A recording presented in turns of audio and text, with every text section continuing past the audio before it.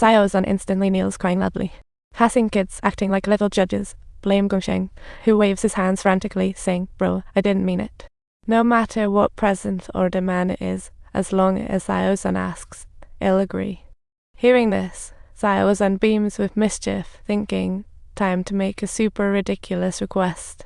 Let's join a piano competition. Immediately, Gongsheng freezes like he's been hit by a spell. Seeing Gongsheng's reaction, Xiaoxun can't help but ask, "Aren't you already able to play on stage? Aren't you happy like a little son?" Gongsheng slowly says, "I played for Mom, but ended up deceiving myself." Tears nearly fall as he speaks. Hearing this, Xiaoxun bursts out laughing. What about the meaning of playing? Playing itself is the meaning. Why fear hardships? Every step forward is joy. Those who just stand around won't make any progress. The solution is to get started right now. On the riverbank, Gongsheng watches Xiaoxun in the water, filled with new hope. At that moment, Gongsheng realizes how dazzling Xiaoxun really is.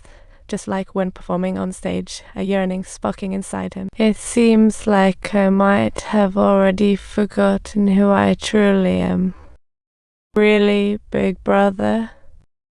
Where is it? That's absolutely scary. I should not forget. I am a musician indeed.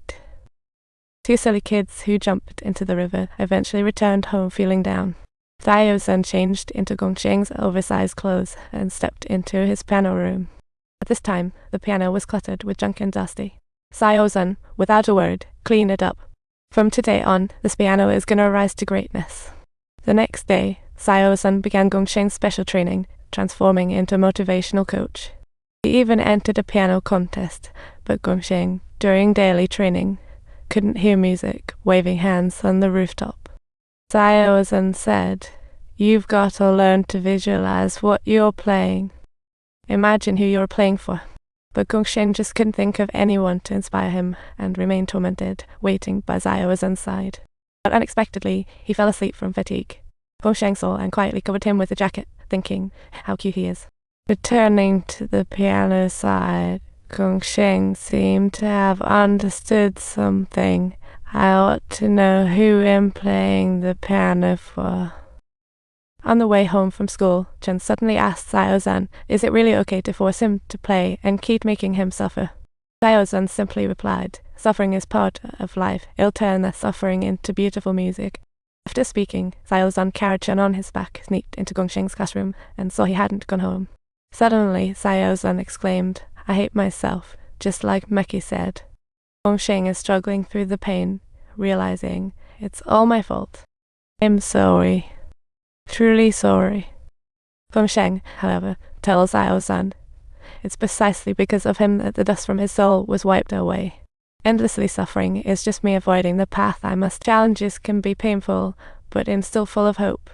So thank you, Xiaoxun, for making my world vibrant. With Xiaoxun's companionship, Gongsheng has slowly changed, but he remains completely oblivious.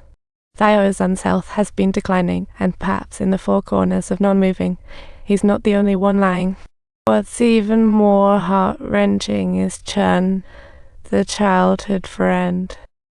Xiaoxun is deceiving Gongsheng while Chen is deceiving herself. From the first time Xiaoxun saw Gongsheng playing the piano, she realized she could no longer fit anyone else in her heart. Yet she treated that feeling as sibling affection, caring deeply for Gongsheng.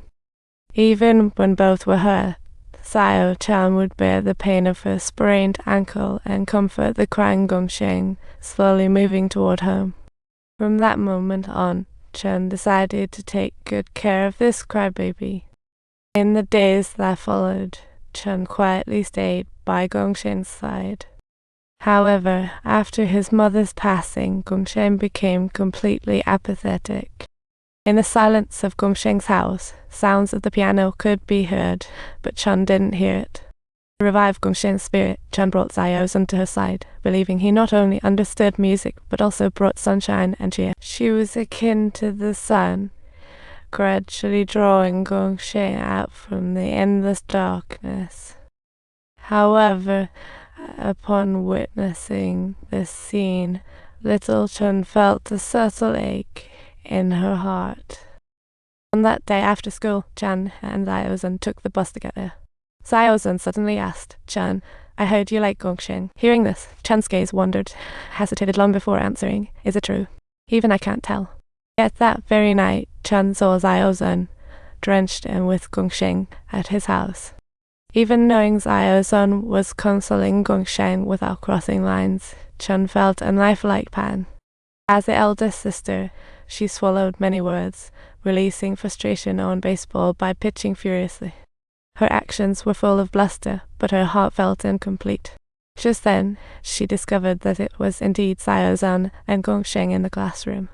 With Xiaoxun's help, Gongsheng decided to enter the piano competition, picking up his old passion again. Yet suddenly, Chan realized this meant Gongsheng was drifting further away from her.